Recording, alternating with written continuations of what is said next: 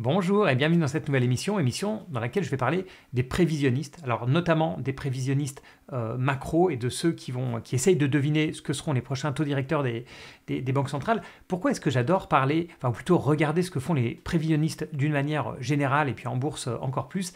Parce que ça me détend. En fait, on est dans une saison, on est bientôt début novembre, c'est l'automne, il pleut pas mal, etc.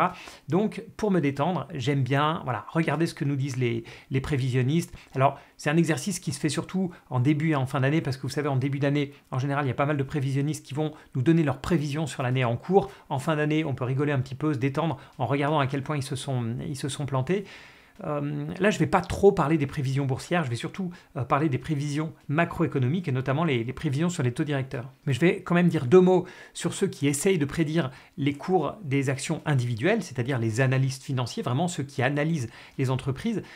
Et je dois dire que même si je suis très critique à l'encontre de tous ceux qui font des prévisions en bourse, je trouve que les analystes financiers sont à mettre un peu à part parce qu'ils sont utiles, alors que beaucoup d'analystes macroéconomiques ne sont pas utiles. Leurs prévisions ne servent à rien. Même le gouvernement n'utilise pas leurs prévisions, vu que le gouvernement va toujours avoir des prévisions de croissance supérieures à ce que proposent tous les autres.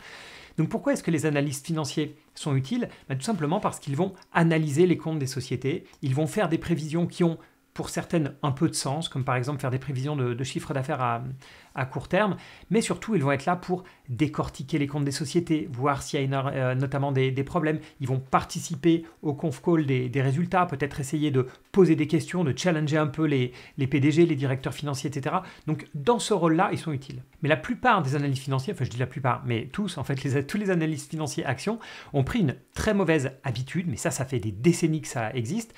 Et cette mauvaise habitude, c'est de donner un objectif de cours. Voilà. Ils donnent un target price, en anglais, ils donnent un objectif de cours, donc ils disent, voilà, je pense que l'action vaut tant.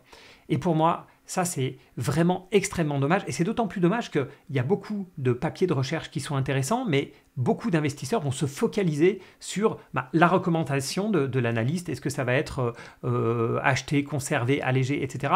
Et puis surtout sur cet objectif de cours, il y en a beaucoup qui ne vont voir que ça, alors que vous vous en doutez, je trouve que ça n'a aucun sens. Et en fait, je trouve ça vraiment dommage que les analystes financiers soient forcés de mettre cet objectif de cours. D'ailleurs, je pense que la plupart d'entre eux adoreraient ne pas mettre un objectif de cours.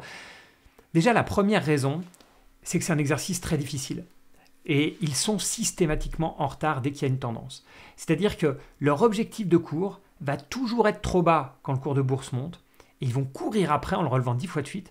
Et inversement quand il baisse. Et si je prends deux exemples vraiment classiques, je vais prendre Nvidia pour la hausse et je vais prendre Atos pour la baisse. Nvidia, vous le savez, est parti à peu près en début de l'année, était autour de 200 €, puis ça a doublé en 4 mois pour dépasser les 400 €. Et ce qui s'est passé, c'est que quand Nvidia a dépassé les 200 €, l'objectif moyen était à 200 €. Donc tout d'un coup, l'objectif moyen s'est retrouvé en dessous du cours de bourse.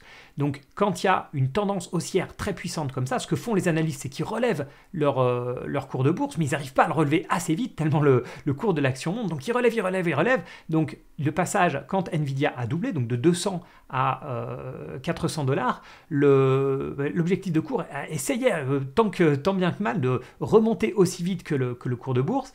Après, quand Nvidia s'est stabilisé au-dessus des 400 $, là, les analystes ont pu s'en donner à cœur joie, donc ils ont explosé leurs objectifs de cours. La moyenne est autour de un peu plus de 600 $, donc 600-650 $, alors que le cours, lui, est resté entre 400 et 450 $.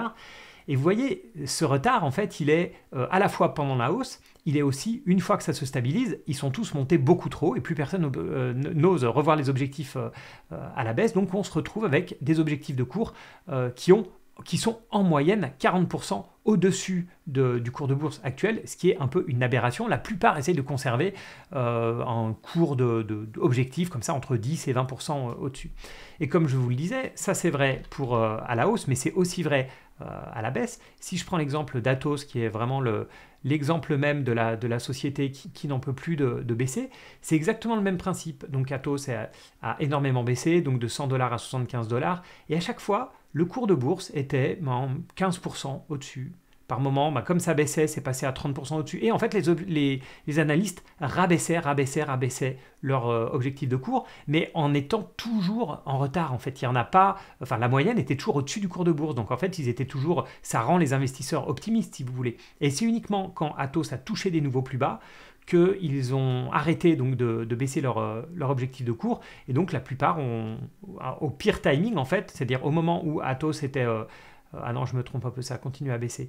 Mais disons que pendant toute la période stable où Atos était aux alentours d'une dizaine d'euros, voilà, ils avaient un objectif qui était à peu près en ligne avec le cours de bourse. Et quand ça a rebaissé, à nouveau, et pour arriver à un cours de bourse, on est combien? 6 euros à l'heure actuelle sur Atos, là ils ont à nouveau baissé avec du retard. Donc c'est terrible en fait, c'est-à-dire que leur objectif de cours, on a l'impression, ça donne une idée de prévision, qu'on parle du futur, etc. En fait non, qu'est-ce que c'est que cet objectif de cours? C'est le passé plus... Allez, une fourchette entre 10 et 20%.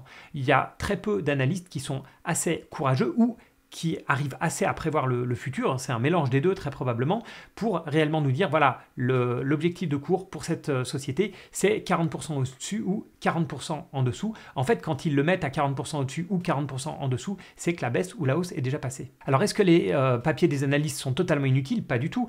Moi, j'aime beaucoup les papiers d'analystes financiers quand ils parlent de la stratégie de l'entreprise, de son avantage compétitif, de sa position concurrentielle, etc. Ça, c'est très intéressant. D'ailleurs, les papiers de recherche que j'aime beaucoup, ce sont les analyses sectorielles. Il y en a assez peu qui sont publiés, malheureusement, parce que c'est aussi énormément de travail. Déjà, c'est beaucoup de travail d'étudier une société, mais alors étudier en même temps les 15 sociétés du secteur pour les placer en fait dans cet univers concurrentiel, c'est très compliqué. Et malheureusement, la plupart des papiers de recherche des analystes financiers sont focalisés sur quoi? Sur la prochaine annonce de résultats. Le but, c'est purement d'essayer de faire des prévisions à 2, 3, 4 mois pour pouvoir, au moment de l'annonce des résultats, voir si la société a battu les attentes des analystes ou non. Mais ce n'est pas des analystes financiers actions dont je voulais parler. Je vous l'ai dit un peu en début d'émission, des prévisionnistes macro et surtout ceux qui essaient de prévoir les futurs taux directeurs des banques centrales. Et sur le papier, ça paraît simple parce qu'en fait, ils doivent prévoir un chiffre, ou plutôt un chiffre dans le temps, c'est-à-dire le taux directeur à 3 mois, 6 mois, 9 mois, etc. Et là où ça paraît potentiellement simple, c'est que c'est un chiffre qui est décidé par des humains, c'est décidé par des banquiers centraux, ce qui paraît finalement plus simple qu'un cours de bourse qui est beaucoup plus aléatoire parce qu'il va être décidé sur un marché avec des milliers, des dizaines de milliers d'acheteurs et de vendeurs. Et l'économiste en chef de la Deutsche Bank a comparé les prévisions de marché pour les Fed Funds, donc les taux directeurs de la Fed, avec les vrais taux. Ça sur une vingtaine d'années, un peu plus d'une vingtaine d'années. Et leur conclusion, c'est que les marchés et les prévisionnistes ont toujours tort concernant les taux de la Fed. Et je dis bien toujours. Si on remonte sur une vingtaine d'années, en 2000, les taux directeurs américains étaient à 6,5%. Alors je sais, c'est beaucoup, c'est un monde qu'on ne connaissait plus jusqu'à il y a peu de temps, mais voilà. En 2000, les taux directeurs étaient à 6,5%. La Fed les a baissés à 5%, et les prévisionnistes se sont mis à prévoir une hausse des taux. Ah oui, on était à 6,5, ça baisse à 5, ça va remonter. Et les taux ont continué à baisser à 4%. Donc les prévisionnistes ont continué à prévoir une hausse des taux, mais les taux ont continué à baisser 3%, 2%, 1,75%. Et les prévisionnistes se sont mis à prévoir une hausse des taux encore plus violente. Mais non, la baisse a continué, 1,25%, 1%, et on est alors en 2004. Et ce qui est fou, c'est que c'est à ce moment-là que les prévisionnistes jettent l'éponge. Donc à 1%, ils se sont mis, là maintenant ça ne va plus monter aussi violemment. Ils prévoyaient une hausse modérée. Et en 2004, le phénomène inverse se passe. C'est-à-dire que la Fed réaugmente très fortement les taux. 2%, 3%, 4%, 5%. Mais les prévisionnistes ont toujours un cran de retard. En fait, pendant toute cette hausse-là, à chaque fois, ils pensent que la hausse est finie. C'est-à-dire quand on atteint les 2%, on voit que les prévisions stagnent à 2%, ils pensent que la hausse est finie. Quand les taux sont finalement montés à 3%, c'est pareil. On pense que la hausse est finie et les prévisions nous indiquent des prévisions à 3%. Etc., etc. Et les taux remontent jusqu'en 2008 à un niveau de 5,25%. Et pendant toute la hausse, il s'est passé ça, donc à 2%, 3%, 4%. À chaque fois, les prévisionnistes pensaient que la hausse était terminée. Donc les taux ont été montés très fort donc juste avant la crise de 2008 pour freiner la spéculation immobilière, pour freiner l'inflation qui est repassée au-dessus de la cible de 2%. Et là-dessus, bien sûr, arrive la crise de 2008. Donc, pour booster l'économie, pour la faire repartir, les taux sont baissés drastiquement. de 5% à presque zéro en très peu de temps. Alors que font les prévisions? Vous vous en doutez, pendant la baisse de 5 à 2%, à chaque baisse, le marché prévoit que c'est fini. Et c'est faux, à chaque fois la baisse continue. Et à 2%, les prévisionnistes pensent que ça va remonter. Et pourtant, ça baisse à 1,75. Ils pensent que ça va remonter. Ça baisse à 1,50, à 1, à 0,5, à 0,25. Et à chaque fois, les prévisions prévoient une hausse. Et là commence une période magique, la période des taux quasi nuls en fait, de 2009 à 2016. Et pendant 7 ans, les taux vont rester inchangés. Pendant 7 ans. Donc imaginez quelqu'un, un prévisionniste, un financier, peu importe, qui a démarré sa carrière en 2008, 2009, 2010. Il va faire 7 années de ses premiers pas dans la finance avec des taux qui sont inchangés à 0,25%.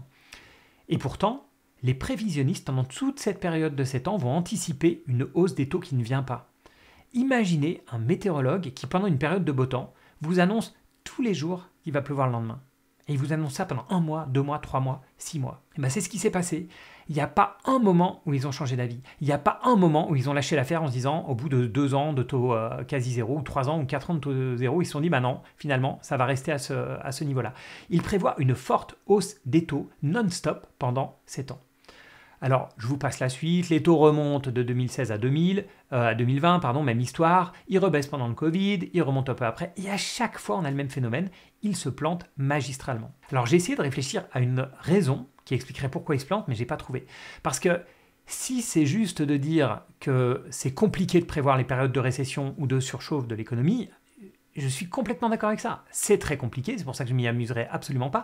Mais si c'était juste une histoire de c'est compliqué, de temps en temps ils se planteraient et de temps en temps ils auraient raison en fait. Alors je ne parle pas ici forcément de la prochaine hausse des taux, je parle de prévoir les taux sur 1 an à 2 ans. Et pourtant, sur ce laps de temps, ils ont toujours tort. Il y a un côté systématique. Alors vous allez me dire, oui mais ça, ce sont des moyennes de prévision, il y a certains prévisionnistes qui sont peut-être meilleurs que les autres, ce qui est probablement le cas.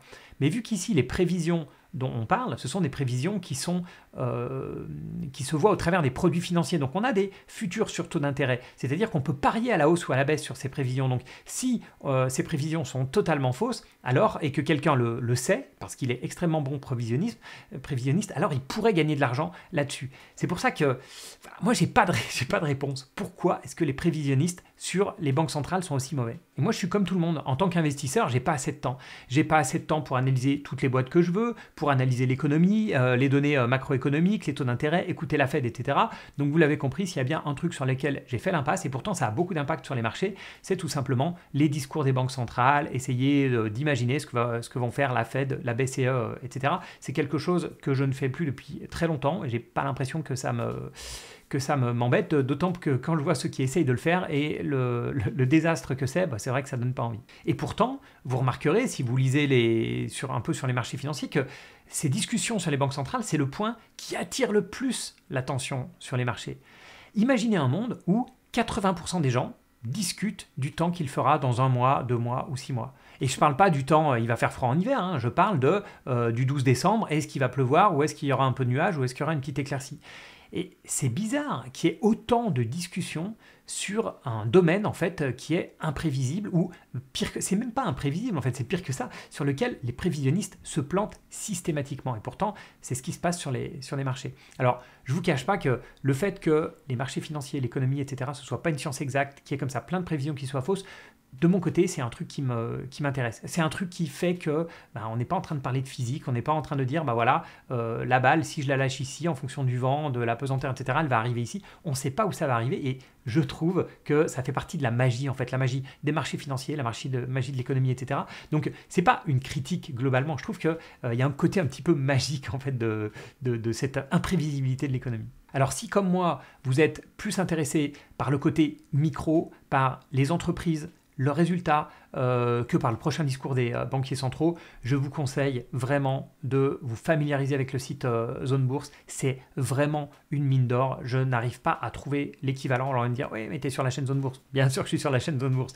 mais je n'arrive pas à trouver l'équivalent francophone ou même anglophone sur le marché. Donc n'hésitez pas à y aller. Surtout qu'il y a encore une promotion pour ceux qui suivent cette chaîne. Si vous cliquez sur le lien qui est sous cette émission, vous aurez 25% de réduction sur les abonnements annuels. Mais comme vous le le savez, vous pouvez aussi vous connecter gratuitement sur le site Zone Bourse. Alors vous serez limité, vous n'aurez pas accès à tout, vous aurez un nombre de pages aussi limité, mais voilà, c'est quand même un bon début. Alors je ne sais pas si vous vous amusez à faire des prédictions, que ce soit des prédictions sur la météo, sur la bourse ou sur n'importe quoi. Moi j'ai vite compris que j'étais nul à ce jeu-là. Ce qui me rassure, et on le voit aujourd'hui, c'est que je ne suis pas le seul à être nul à ce jeu-là. Mais ça tombe bien parce que je préfère 1000 fois analyser les entreprises, les managements, les produits, les stratégies, etc. C'est quand même beaucoup plus sympa que juste de discuter d'un chiffre voilà, qui est discuté par les banquiers centraux, mais chacun son truc. Voilà, merci encore pour votre fidélité. Et puis à bientôt pour une prochaine émission.